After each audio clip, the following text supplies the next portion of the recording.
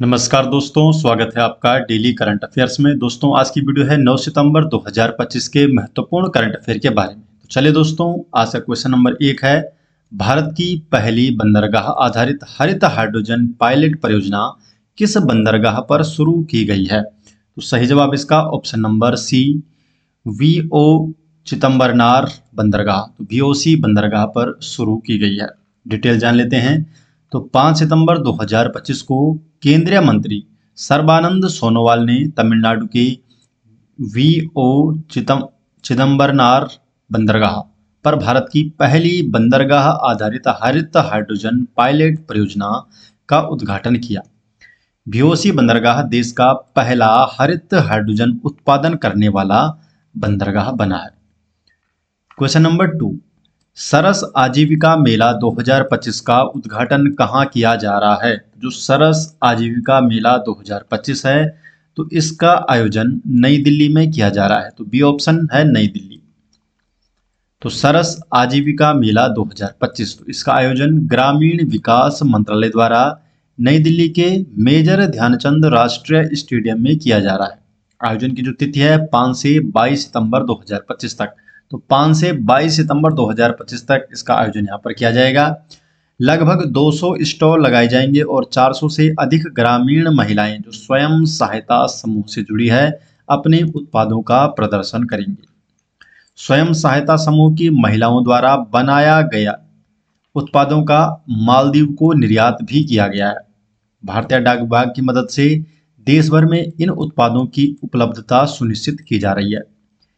ये मेला दीनदयाल अंत्योदय योजना राष्ट्रीय ग्रामीण आजीविका मिशन के अंतर्गत आता है।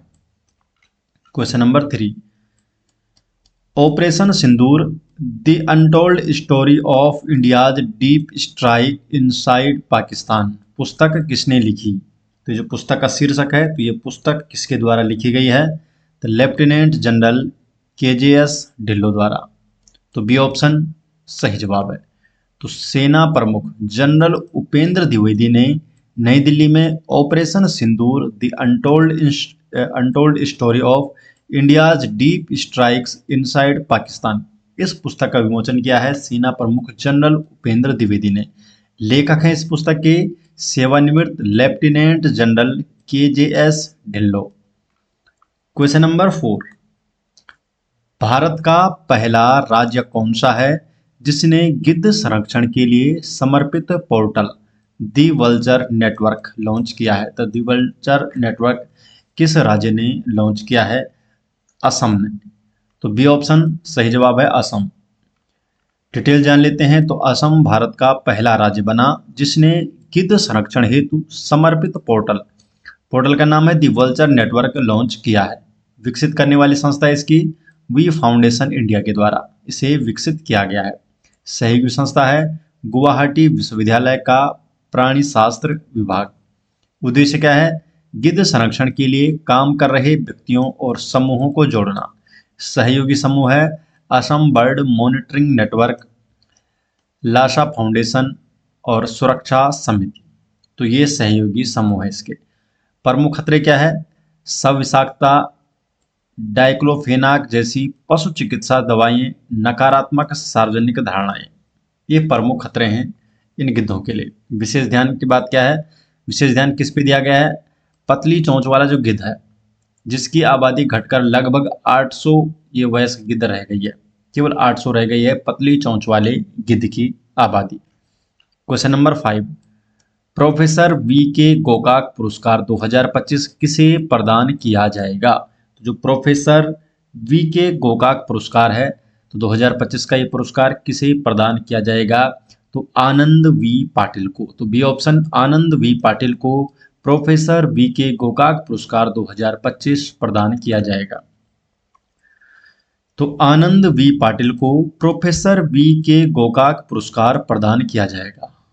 आयोजन करता है भारतीय विद्या भवन, किसके सहयोग से? विनायक गोकाक वाङ्मय ट्रस्ट के सहयोग से।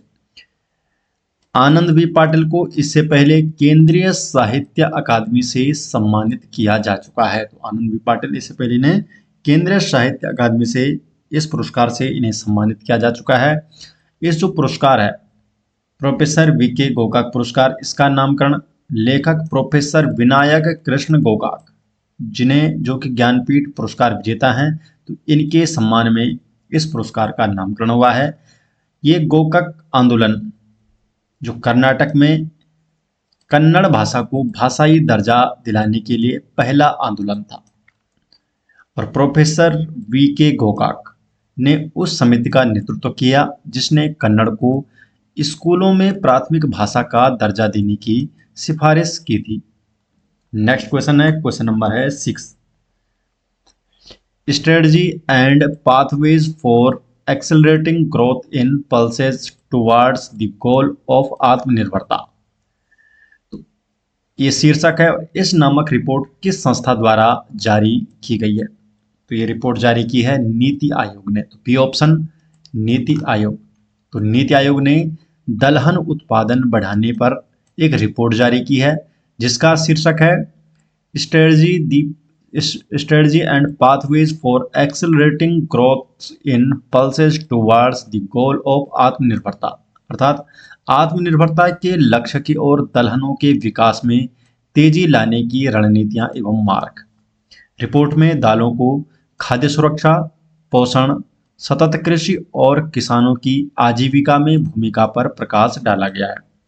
भारत विश्व का सबसे बड़ा दलहन उत्पादकता देश है, 25% उत्पादन करता है दलहन का। उपभोक्ता 27% उपभोक्ता है विश्व का, और आयातक है 14%। वर्ष 2015-16 में दाल उत्पादन 16.35 मीट्रिक टन से बढ़कर 2022-23 में 26.06 मीट्रिक टन हुआ है। लगभग 60% की वृद्धि दर्ज हुई है। प्रमुख उत्पादक राज्य हैं दलहन के मध्य प्रदेश, महाराष्ट्र और राजस्थान। ये 55% जो दलहन उत्पादन का योगदान देते हैं देश में। इस रिपोर्ट का उद्देश्य है वर्ष 2030 तक दालों में आत्मनिर्भरता और वर्ष 2047 तक उत्पादन को दोगुना करना। क्वेश्चन नंबर 7, हाल ही में किस संस्था से भारत में निर्मित चिप्स पर आधारित टेलीकॉम सिस्टम को सर्टिफिकेशन प्राप्त हुआ है? तो किस संस्था का हुआ है? तो टीईसी। तो C option telecommunication engineering centre. तो टीईसी द्वारा सर्टिफिकेशन प्राप्त हुआ है। तो सी ऑप्शन डिटेल जान लेते हैं। तो भारत में निर्मित चिप्स पर चलने वाले टेलीकॉम सिस्टम को टीईसी सर्टिफिकेशन मिला है। टीईसी टेलीकम्युनिकेशन इंजीनियरिंग सेंटर ये दूरसंचार विभाग का गुणवत्ता मानक है जो प्रदर्शन और सुरक्षा सुनिश्चित करता है। ये उपलब्धि भारत के स्थानीय चिप्स को वैश्विक समकक्षों के साथ खड़ा करती है और इससे निर्यात के अवसर खुलेंगे। इसका महत्व क्या है? आयातित सेमीकंडक्टर पर निर्भरता घटेगी और सप्लाई चेन सुरक्षा मजबूत होगी। वैश्विक चिप उत्पादन में जो अग्रणी देश है ताइवान है, फिर दक्षिण कोरिया, जापान, चीन और अमेरिका। तो ये प्रमुख देश हैं चिप उत्पादन में। तो दोस्तों ये हो गए आज 9 सितंबर 2025 के महत्वपूर्ण करंट अफेयर, और ये जो सभी नोट्स है ये आपको मिल जाएंगे हमारे टेलीग्राम चैनल पर, जिसका लिंक आपको डिस्क्रिप्शन में दिया गया है। तो आप हमारे टेलीग्राम चैनल में जुड़ सकते हैं जहां पर आपको डेली अपडेट किया जाता है। तो मिलते हैं दोस्तों नेक्स्ट वीडियो के साथ, तब तक के लिए आपका बहुत बहुत धन्यवाद।